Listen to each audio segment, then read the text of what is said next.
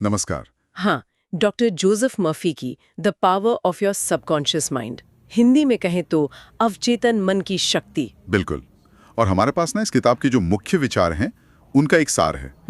तो आज का मकसद ये समझना है कि ये अवचेतन मन, ये सबकॉन्शियस माइंड आखिर है क्या चीज, और ये काम कैसे करता है ना? और हमारी सेहत, सफलता, रिश्तों पर इसका क्या असर हो सकता है? कम से कम किताब के अनुसार। सही। अक्सर हम सोचते हैं कि भाई लाइफ में जो दिक्कतें आ रही हैं वो बाहर की वजह से हैं। हाँ, हालात ऐसे हैं, लोग वैसे हैं।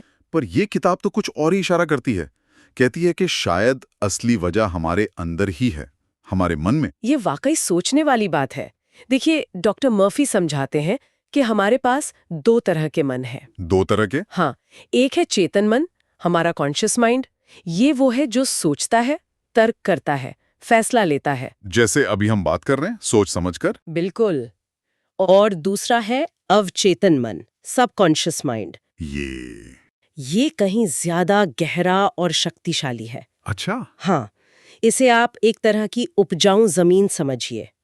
चेतन मन जो भी विचार, जो भी विश्वास का बीज इसमें डालता है ना, ये उसे बिना सवाल किए कबूल कर लेता है।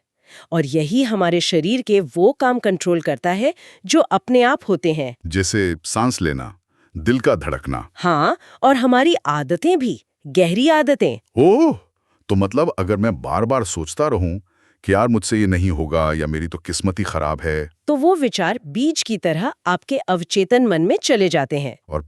और फिर अवचेतन मन का काम है उन बीजों को सींचना, उन्हें हकीकत बनाना।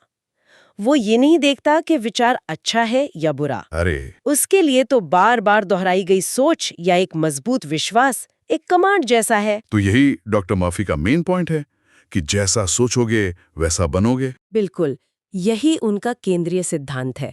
उन्होंने ना साइकोलॉजी, धर्म, स्पिरिचुअलिटी सबको मिलाकर ये समझाया कि असली शक्ति विचारों को सही दिशा देने में है, अवचेतन मन को सही मैसेज देना।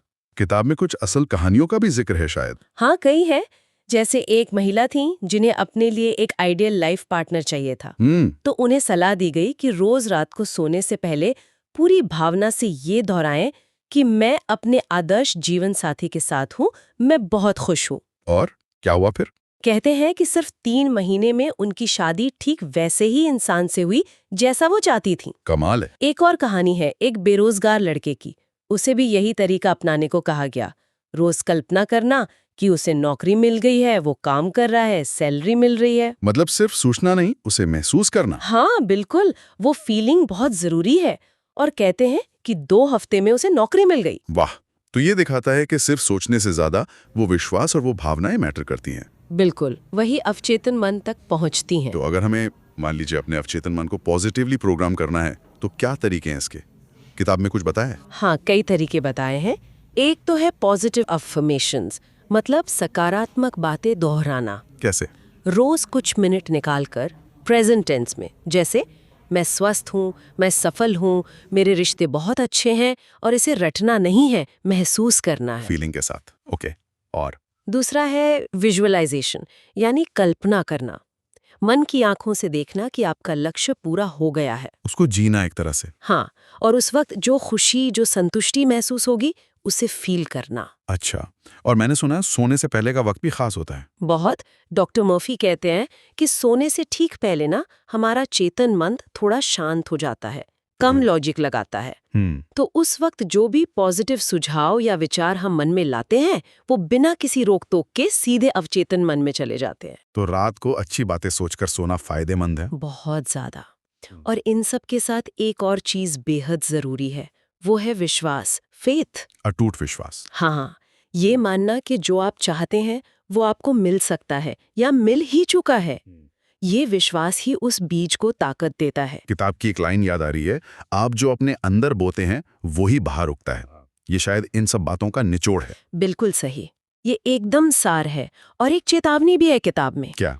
कि आपका अवचेतन मन मजाक नहीं समझता, वो हर शब्द को हुक्म की तरह लेता है। अरे बाप रे, मतलब हमें अपने शब्दों और विचारों को लेकर बहुत सावधान रहना चाहिए। हाँ, अनजाने में भी हम जो कहते हैं या सोचते हैं उसका असर हो सकता है।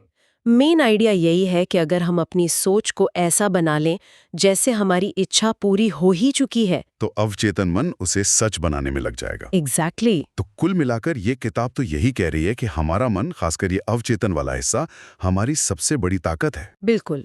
अगर हम अपनी नेगेटिव सोच को पहचान कर उसे होशपूर्वक पॉजिटिविटी, प्यार और विश्वास से बदल दें, तो शायद जिंदगी में सच में बड़े बदलाव ला सकते हैं। और ये बात हमें सोचने पर मजबूर करती है ना कि अगर हमारे अवचेतन विचार हमारी हकीकत पर इतना गहरा असर डाल सकते हैं जैसा डॉक्टर मर्फी मानते हैं, तो फिर अपने रोज के अनकहे अनजाने विचारों और शब्दों के प्रति जागरूक रहना कितना जरूरी हो सकता है। शायद इसका असर हमारी सोच से भी कहीं ज्यादा हो।